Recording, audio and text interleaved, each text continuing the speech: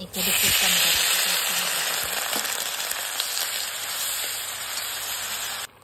पाहू शकता आपला खीर आता तयार झालेली आहे। त्याच्यामध्ये आपण टाकूया आता काजू बदाम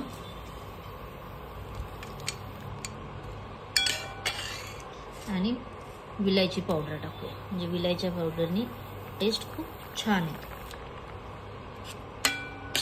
आणि खीर छानच लागते आपली, मस्त आपल्या आपण जी कायम तांदळाची शेवायची खीर बनवतो त्याच्यासारखीच लागते छान।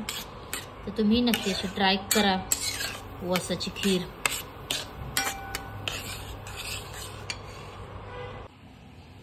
हाय फ्रेंड्स, मी वैशाली, तुमचं माझ्या नवीन ब्लॉगमध्ये स्वागत आहे। आज आपण बनवणार आहे भगरची खीर।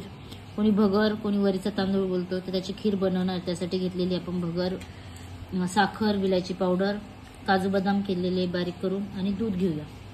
चला आपण स्टार्ट करूया।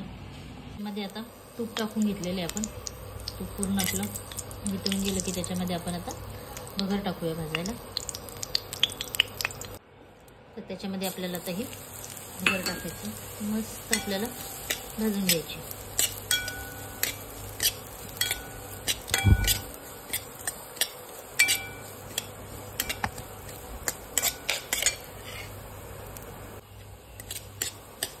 आपल्याला उपवास म्हटलं की आठवते ती म्हणजे साबुदाण्याची खिचडी। तर साबुदाण्याची खिचडी खाऊन खाऊन कंटाळला असेल तर वेगळं काहीतरी। त्याला आपलं भाजून झालेलं आहे मस्तपैकी। त्याच्यामध्ये आपण थोडंसं पाणी टाकूया, एखादं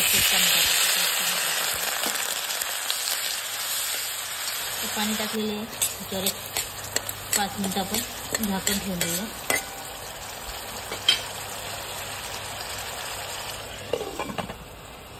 त्यानंतर आपण झाकण काढून घेऊया आणि याच्यात टाकूया आता आपण दूध।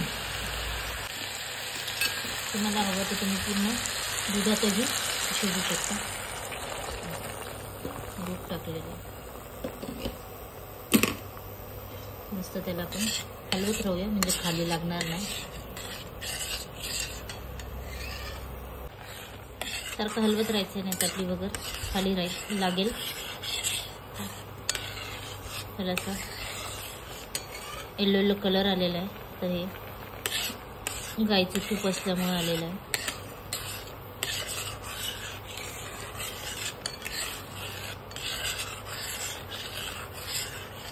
त्याच्यामध्ये टाकायचे आपल्याला साखर। तुम्हाला जेवढं गोड खात असेल तेवढं टाका।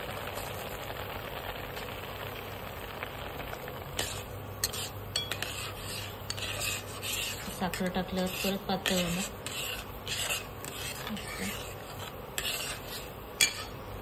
पाहू शकता आपल्या खीर आता तयार झालेली आहे। त्याच्यामध्ये आपण टाकूया आता काजू बदाम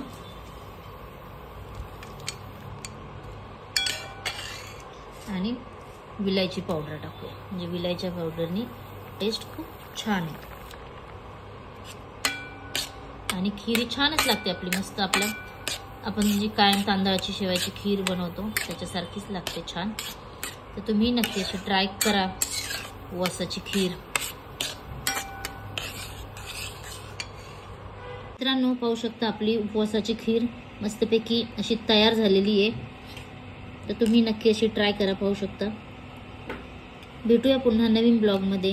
टाटा, बाय बाय।